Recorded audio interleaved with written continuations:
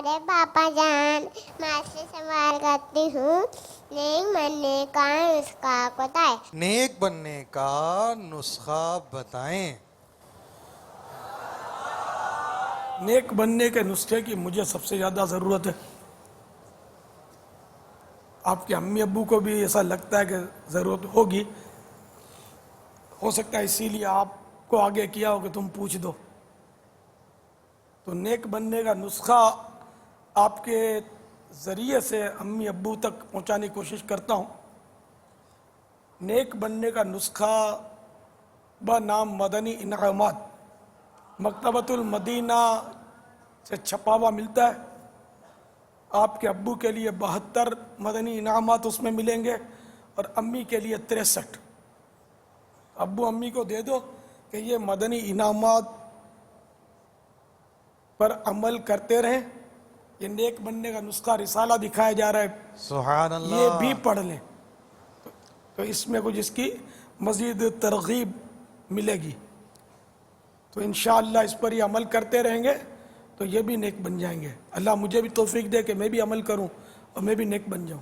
اب آپ نے جو بھی ارشاد فرمایا نیک بننے کے نسخے پر مدنی انعامات کی طرف بھی آپ نے توجہ دلائی، رسالے کی طرف بھی آپ نے توجہ دلائی، مگر میری مدنی التجا ہے جیسے کہ ایک شخص عام نیک ہوتا ہے، کچھ اس کے سے ظاہری اوصاف تو ہوتے ہوں گے نا، کچھ ایسے 2 4 5 موٹے موٹے اوصاف، کم از کم ایک نیک شخص میں یہ تو کچھ ایسے موٹے موٹے اوصاف ہوتے ہوں گے کہ یار کم از کم اتنا تو ہونا نیک آدمی۔ مجھے میرے بارے میں آپ بتائیں نا کہ ایک نیک آدمی کم از کم ایسا تو ہوتا ہے کہ میں دیکھو یار میرے میں یہ بھی چیز نہیں ہے، تو کم از کم اگر میں اپنے ذہن میں اگر خود کو نیک سمجھ کے بیٹھا ہوں تو میرا تو کوئی ایسا حساب کتاب برابر ہونا۔ نیک وہ جو اپنے آپ کو نیک نہ سمجھتا ہو۔ بارہا یہ دیکھا گیا کہ جو نیک نہیں ہوتے وہ ایسی باتیں کرتے، ہم نے کسی کا بگاڑا نہیں ہے، ہم تو اللہ اللہ کرتے ہیں، سب کو دعائیں دیتے ہیں، لیکن ہمارے ساتھ سب یوں کرتے ہیں۔ اس کا مطلب یہ بیچارہ خود نیک نہیں ہے، اس غریب کو پتہ ہی نہیں ہے کہ اللہ اللہ ہوتا کیسے اور نیک کیسے بنا جاتا ہے۔ تو اس طرح خوش فہمی ہوتی ہے۔ جو نماز پڑھتے ہیں، اگرچہ نماز پڑھنا نہیں آتی لیکن نماز پڑھتے ہیں، اور بس وہ بیچارے سمجھتے ہیں کہ ہم مطلب بہت اچھے آدمی ہیں، کسی کا بگاڑتے نہیں ہیں۔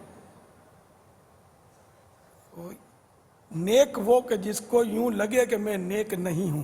جب آپ کو لگے نا کہ میں نیک بن گیا ہوں تو آپ سمجھیں کہ اب آپ کو زیادہ ضرورت ہے کہ اب نیک بننا شروع کر دیں، بس اب نیک بنے نہیں ہے۔ تو نیکی کر کے آدمی بھول جائے اور گناہ کر کے یاد رکھے۔ بزرگان دین رحمہم اللہ المبین کے ارشادات سے تو یہی سمجھ آتی ہے کہ یہ حضرات حقیقت میں نیک ہوتے تھے، لیکن ان کی باتوں سے یہی لگتا تھا کہ یہ اپنے آپ کو یہی فرماتے تھے کہ ہم سب سے زیادہ گنہگار ہیں۔ جیسے کہ سیدنا مالک بن دینار علیہ رحمت اللہ الغفار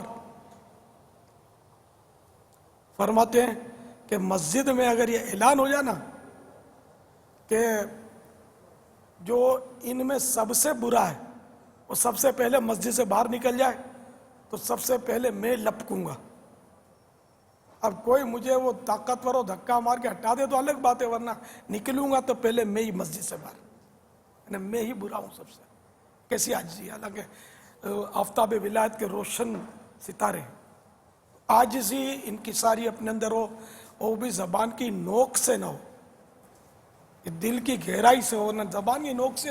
عاجزی کرنے میں تو ایک تعداد ہوتی ہے جو زمین و آسمان کے قلابے ملاتی ہے اور کیا کیا بولتی ہے، میں گناہ گار، میں بدکار، سیاہ کار، اور ابھی کوئی میرے کو بولے وہ بدکار ذرا سننا تو میں پھر بتاؤں گا اس کو میں کیسا عملی طور پہ بتا دوں گا کہ میں کنفرم بدکار ہوں، ایسی کھوپڑی گھوم جائے گی۔ تو دل میں اگر گناہ گار نہیں تصور کرتا اپنے آپ کو، اللہ تعالیٰ سے ڈرتا نہیں ہے، دل میں اس کی خفیہ تدبیر کا اس سے خوف نہیں ہے، اور خالی زبانی کلامی بدکار، گناہ گار، سیاہ کار، کتا، کمینہ کہتا ہے اور دل میں ایسا نہیں ہے، تو پھر تو یہ نفاق ہے۔ ذرا نفاق کی ایک قسم ہے یہ بھی، کہ جو دل پر ہے وہ زبان پر نہیں ہے، زبان پر کچھ اور ہے، دل میں کچھ اور بھرا ہوا ہے اس کے۔ حقیقی عاجزی اللہ تبارک و تعالی ہم سب کو نصیب فرمائے.